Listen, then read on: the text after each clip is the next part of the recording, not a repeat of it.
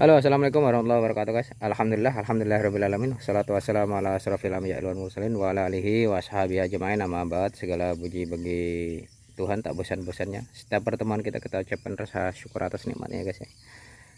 Tentu saja di sini bertemu kembali dengan saya, dengan admin, yaitu konten kreator Sidik Al-Huda, ya, guys, ya. Jangan lupa kita selalu mengucap rasa syukur atas nikmatnya, karena kita selalu diberi nikmat kesehatan, terutama ya, yang masih mampu melaksanakan segala jenis aktivitas. Nah, pada video kali ini saya hanya mau membahas tentang tanaman melon, yaitu yang termasuk kalau untuk di wilayah Sulawesi boleh kata tanaman yang berkelas dolar nilainya, ya. Yaitu di sini tata cara menanam nilam, ya. Kita bisa lihat langsung. Ternyata tata cara menanam nilam tuh menggunakan tutup teh gelas yang berwarna atau sejenisnya, tapi yang berwarna, ya. Dan tidak bisa menggunakan tutup fit yang transparan karena panasnya menembus. Ya, mungkin bisa dilihat yang hidup, ya. Ciri khas yang hidup begini, guys. Hidup. Ikut adik sana, ikut adik. Aku buka semua nanti. Aduh, ini ada anggota yuk nih. Di sini kebetulan lagi survei. Kau tenang nanti. Sana. Kau tenang semua, tutupnya, kebuka semua nanti. Sana. Ini termasuk salah satu tanaman hasil tani yang dominan, yang sangat diminati oleh para petani di wilayah Sulawesi Tenggara, di Sulawesi Utara, di Manado. Ini saya perhatikan, ya, karena memang hasilnya luar biasa ya, guys, ya. Untuk minyaknya mampu mencapai 1 kilo. 1 kilo minyak itu mencapai 2,7 kemarin. 2.700.000. Jadi kalau untuk kalkulasinya, kalau tanamannya normal, ya, tanamannya normal itu seperempat itu bisa menghasilkan 10 kilo lebih, ya. Sekitar rapat petang sulingan, gawe rendah petang sulingan 8 kali 4. Yo gampangane 28 sekitar kilo yo lah. Sekitar kurang lebih 30 kilo seperempat hektarnya kalau tanamannya normal, ya. Kurang lebihnya bisa lebih, bisa pas, ya, 30 kilo. Cuman hanya saja mungkin teman-teman hortikultura yang di wilayah kami sana, mungkin Papua sana, Jayapura, mungkin kurang dominan karena waktunya yang panjang. Prosesnya ini cukup panjang sekali. Untuk pemanen awal itu membutuhkan proses waktu 6 bulan lamanya. Tapi setelah itu, setelah panen kedua baru cepat. Sudah tinggal 3 bulan, nggak usah nanam lagi, sudah tinggal per 3 bulan sekali panen. Jadi ibarat kata hampir kayak tanaman ini, ya, tanaman kayak kakao, tapi kan nggak sampai bertahun-tahun lamanya. Paling cuman mampu berapa kali periode saja, berapa kali petik lah, mungkin bisa 4 sampai 5 tergantung perawatannya. Paling rentan ini tanamannya adalah pada virus jamur, yang paling rentan menurut keterangan para petani setempat. Di saat saya pulang mudik, kadang sering pada menanyakan. Tapi setelah saya perhatikan batang dari tanaman tersebut, ya, batang dari tanaman nilam tersebut ini enggak beda jauh dengan perawatan cabai. Ini batangnya agak sedikit berkayu nih, ya.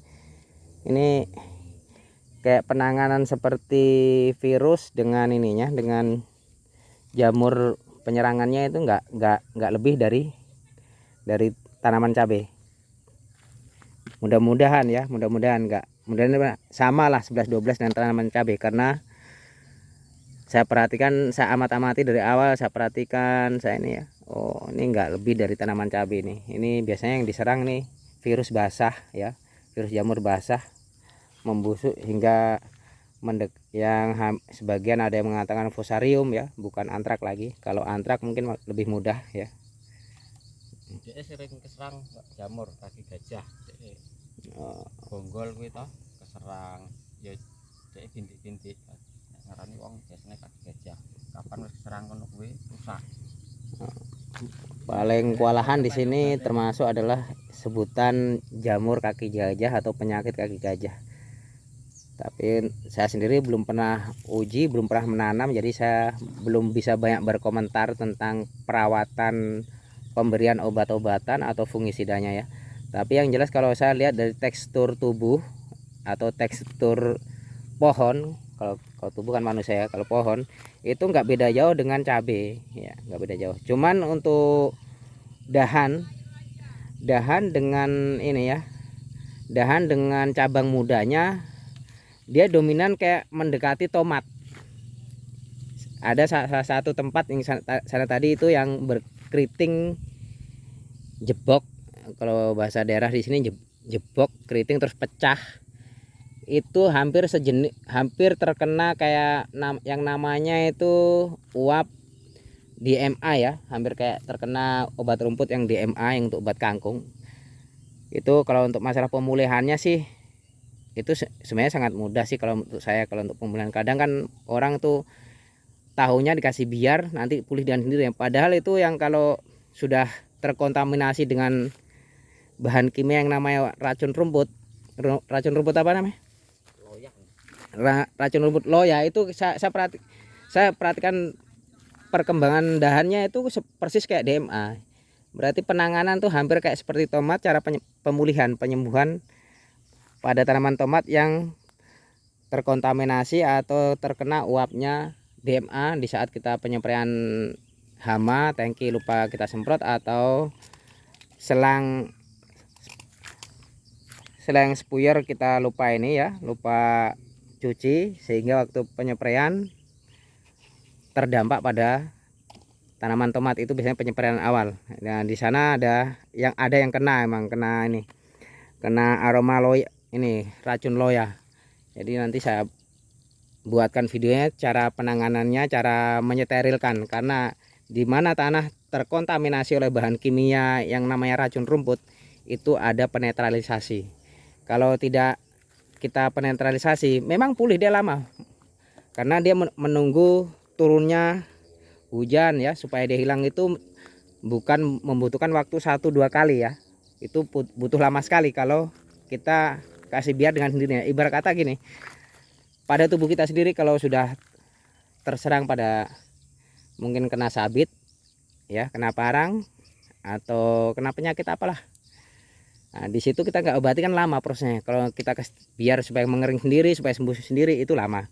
Begitupun pada tanah ya, pada iklim, pada tanah setempat. Jadi kalau terkontaminasi oleh bahan kimia, tentunya saja agar supaya cepat pulih, nggak terganggu pada dahannya, nggak mudah pecah pada cabang tunas, akhirnya mengeluarkan tunas banyak, dahannya terganggu keriting, itu tentu saja ada pemulihan lebih cepat, lebih optimal ya guys ya.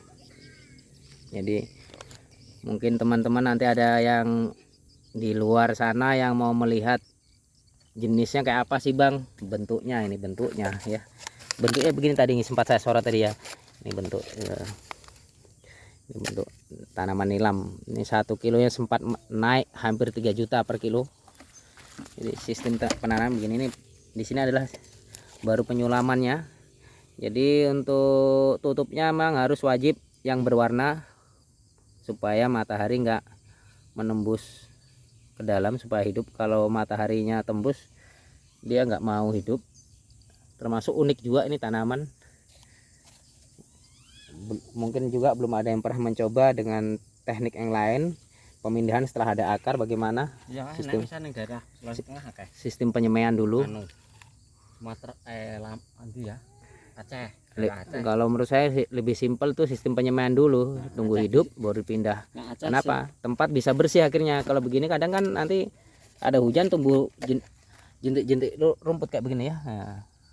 Nah, Ya kalau kita belum buka ini masih bisa kita semprot. Kalau tutupnya belum buka masih kita bisa atasi dengan obat kontak atau racun kontak ya.